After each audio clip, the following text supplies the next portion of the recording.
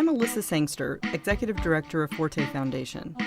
On June 27th, Forté hosted our second annual Dialogue with Leadership.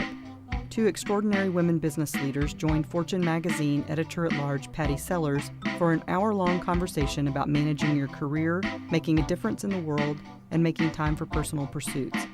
The conversation was a rare behind-the-scenes look at building and sustaining a career in business with two exceptional role models. Sharon Allen is chairman of Deloitte. Lisa Weber is president of individual business at MetLife. Both are among the most powerful women in business today. Patti Sellers, editor-at-large at Fortune, led the discussion.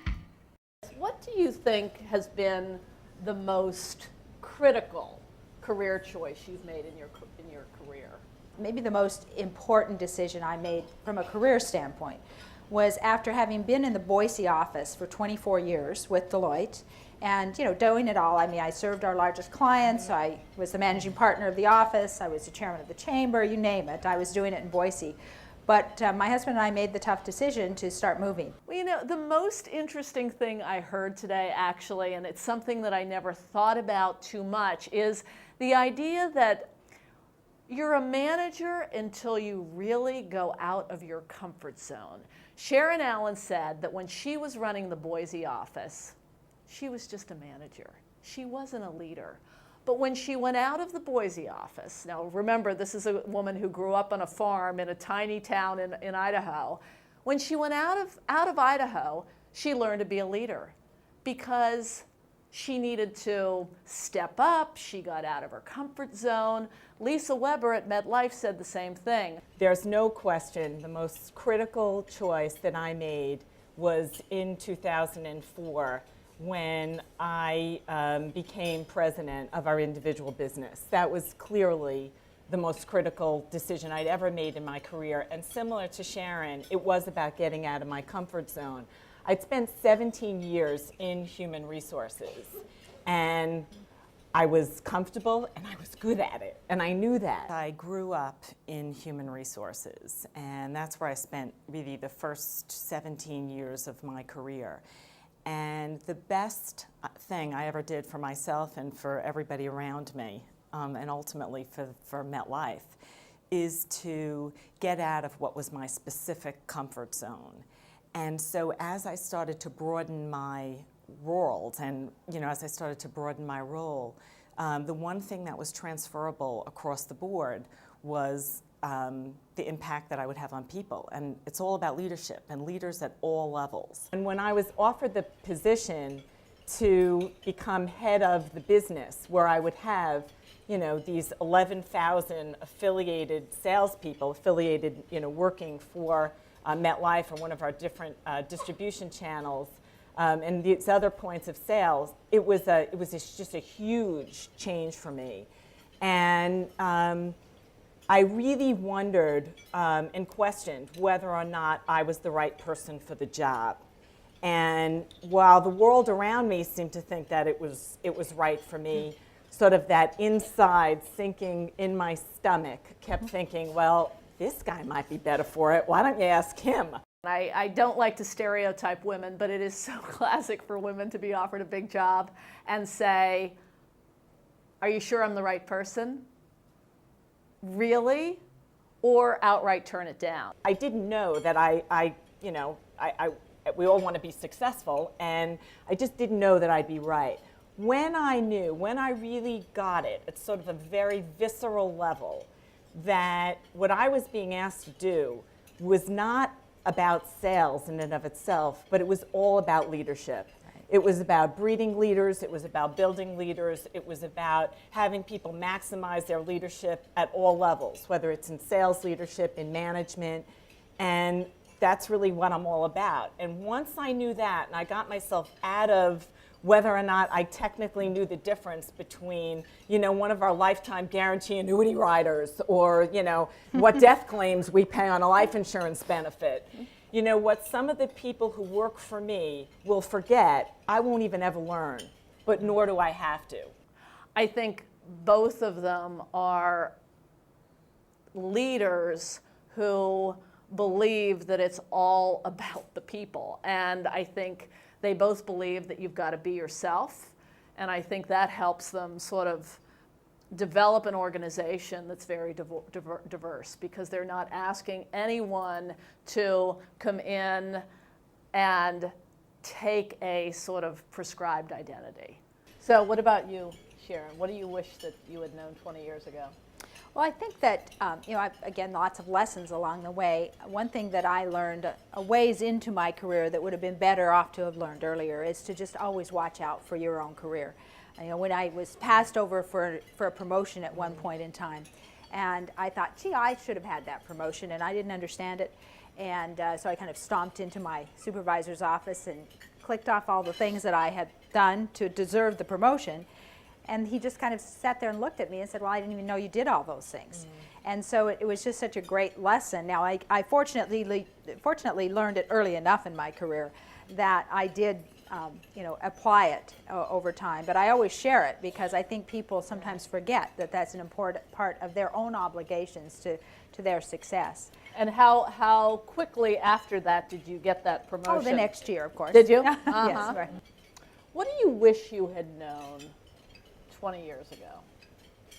One of the things that I wish I'd done, but I don't necessarily regret because I can still do it, and that's to do what all of you have done, which is to go on to further my education.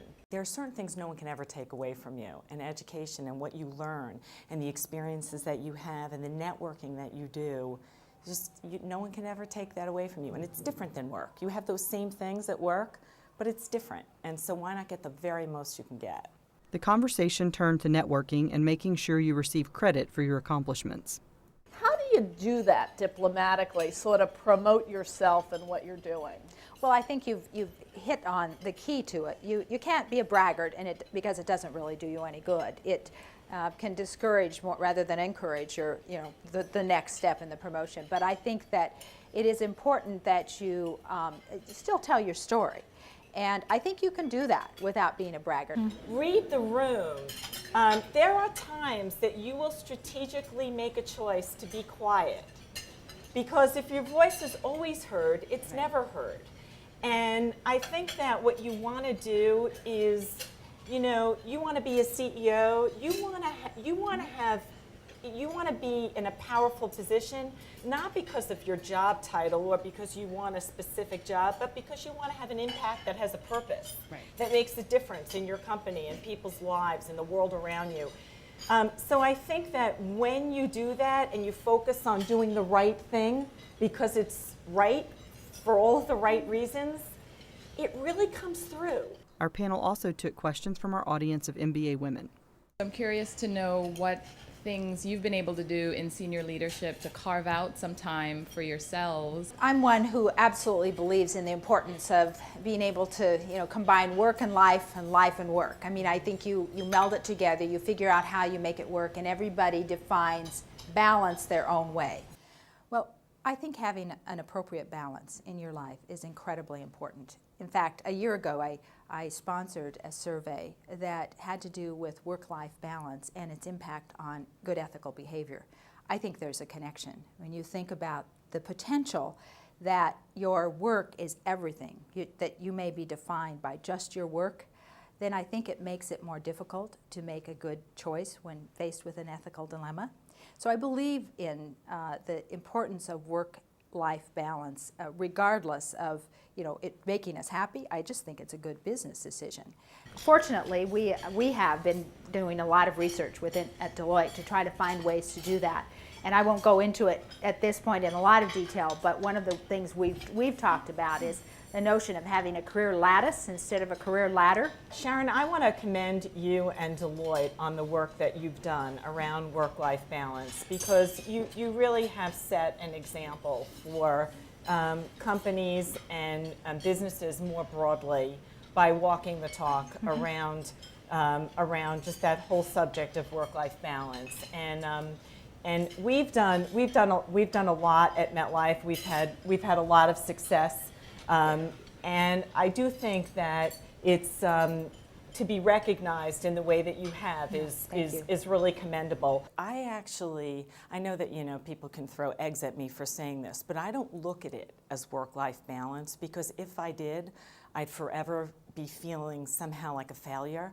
Instead, I look at it much more, I think positively, which is it is about priorities. And I have priorities at work, I have priorities in life, and what works at work works because it works in life, and the two come together. And so for me, I hyper prioritize. And if there's anything that I am absolutely all over, nobody manages for me but me, at the end of the day, it's my time.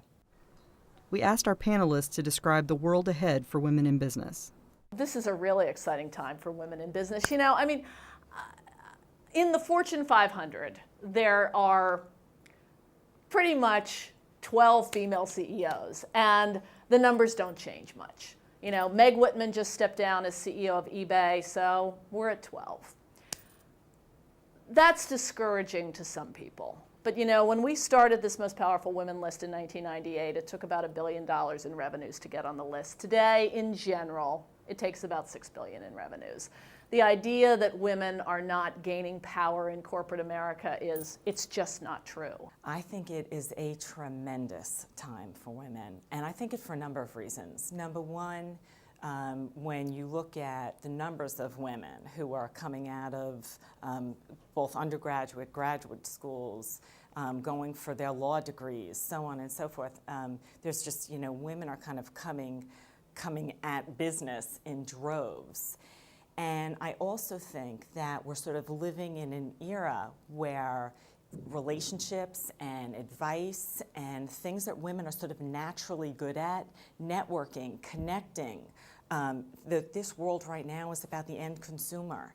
When you think about, in our business, it's about client needs. Well, you know, who can relate to that better? So there are some things that I think are kind of gender specific that are really, really helpful and make this such a tremendous time.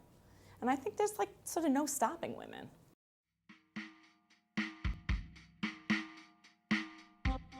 Our thanks to Lehman Brothers for sponsoring the Dialogue with Leadership, and many thanks to Patti, Lisa, and Sharon for a candid and insightful conversation. For more information about Forté events and profiles of other amazing professional women, visit fortefoundation.org.